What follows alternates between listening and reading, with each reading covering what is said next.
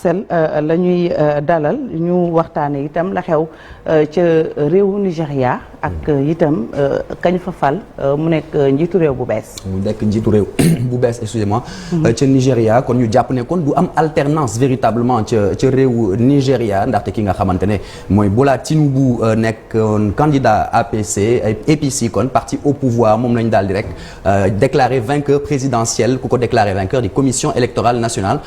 kon ñu jàpp ne c'est dès le premier tour gannaaw kon ñeenti fan yoo xamante ne ay fan ñu jàpp ne ay décompte yu bëri lañ daal di def mu daal di kon obtenir le plus grand nombre de voix ci présidentielle ak lu toll ci 25% des voix dans au moins 2/3 des 36 états fédération boobu di Nigéria ak tamit territoire capitale bi di Abuja selon kon les règles boo xamante ne ñoom la ñu établir ci wàllu élection ci Nigéria muy nar a kon succédé moom Bola Tinubu ki nga xamante ne moom mooy Muhammadu Buhari ci ngir ñeenti at yi nar a ñëw Bola Tinubu daal di obtenir kon plus exactement lu toll ci 8,8 millions de voix devant ses principaux rivaux mi di Atiku Abubakar du PDP moom nga xam ne 6,9 millions de voix la amoon ak tamit Peter Obi bu parti travailliste avec 6,1 millions de voix bu ñu sukkandikoo ci benn compilation boo xamante ne dañ ko daal di def état par état moom nga xamante ne kon moo nekkoon le grand favori de cette élection présidentielle ci Nigéria de 2023 di Bola Tinubu nekkoon fii gouverneur province bu Lagos daal di confirmer kon rang am en terminant largement en tête au nombre de suffrages cumulés même si il a perdu dans des états comme Lagos ak Kano mu daal di kon remporter benn ci élection yoo xamante ne moom la ñu jàpp ne moom moo gënoon tar ci histoire démocratique bu Nigéria soxna Fatou. aywa ñu tax def taxaw seetlu ci moom mooy kan. moom mooy kan ki nga xamante ne moom mooy Bola Tinubu nekk benn Yoruba kon ethnie Yoruba la bokk nekk jullit nekkaale tamit un vieux routier de la politique nigériane am réputation nekk un faiseur de roi dañ koy attribuer sa réputation ne moom moo tax ba ñu daal di élire ki nga xamante ne moom mooy prédécesseur am di Muhammadu Buhari à la présidence ci atum 2015 mu daal di def benn bilan ci benn campagne ci bilan économique en tant que gouverneur de Lagos di promettre ne rek dina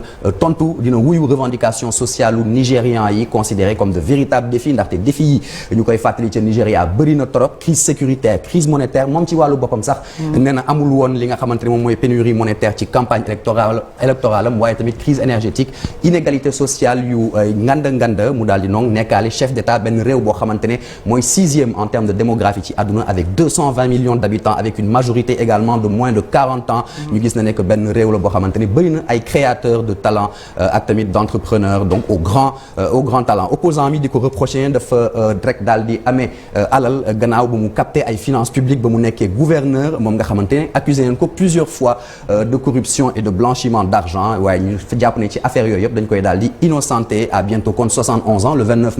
mars prochain la koy amee Bola Tinubu nekkoon fi brièvement sénateur diggante décembre 92 ba novembre 93 nekkaale kon le 5e président de la 4e république fédérale du Nigéria soxna Fatou. mu mel ni Nigéria am na ay régime yu bëri yu fa jàll muy civil ak militaire. muy civil ak militaire depuis indépendance am ci atum 1960 mi Nigéria di joxe impression que histoire cyclique am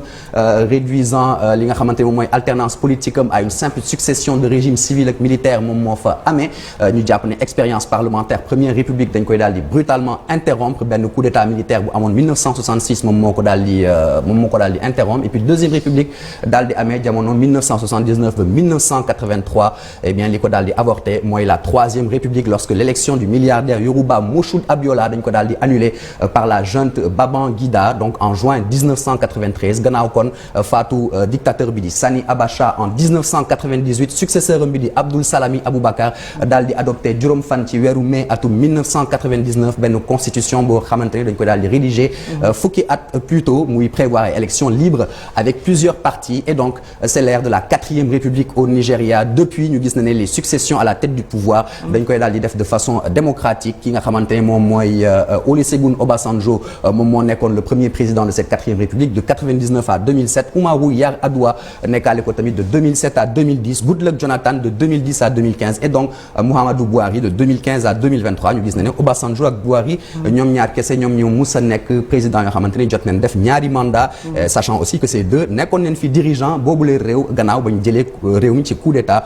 eux-mêmes ñu daal di leen renversé par des putsch soxna Fati. 7h39 am na également fu ñu jaar ci ay jafe-jafe laata ñuy egsi fii. effectivement très rapidement on peut le dire comme ça la longue marche vers la démocratie pour le Nigeria ñu koy fàttali le 1er octobre 1960 Nigeria daal di obtenir indépendance indépendance complète du Royaume-Uni. waaye ñu gis na ne que déséquilibre ak corruption bi ñu daal di percevoir ci processus électoral ak politique daal di rek aboutir li nga xamante ne moom mooy ñaari coup d'état militaire ci benn année en 1966 donc le premier c'était en janvier 1966 ay soldats yoo xamante ne sous les ordres des majors Emmanuel Ifeanyi ñoom ñoo ko daal di def ak Chukwuma Kaduna Nzeogwu et Adewale Ademoyega ñoom ñoo ko daal di soutenir boobu les coups d'état et puis le deuxième coup d'état soutenu principalement ay officiers militaires du Nord daal di faciliter accession ki nga xamante ne moom mooy Yakubu Gowon à la tête de l'état militaire tension bi nag daal di yéeg diggante waa Nord ak waa Sud les Igbo des villes du Nord benn ethnie la tamit ñu leen di persécuter ñu bëri nag daal di rek daw dem ci yeneen bërëb et c'est donc en 1967 que benn guerre civile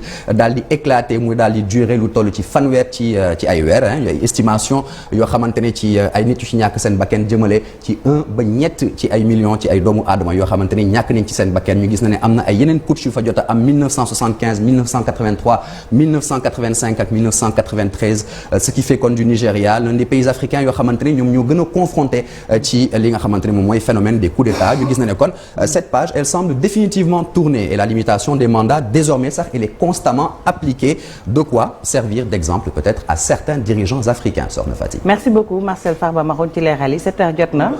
ba tegal waa cofal rek ñu dem kon RFM. yéen a ngi wax c'est vrai qu'il faut saluer ça mais le problème du Nigeria seen raw gàddu gi. posé na problème parce que jiite réew moo xamante ni 25% des suffrages nga am. daanaka la ña topp sa ginnaaw lan ëpp 65% yi voté luñ la. ça pose un sérieux problème normalement ay deuxième tour waroon na am bu ko defee président bi mën a am légitimité. mais kii amul légitimité ndax gagné nga ak 25%. 65% des électeurs ànduñoo ak yow.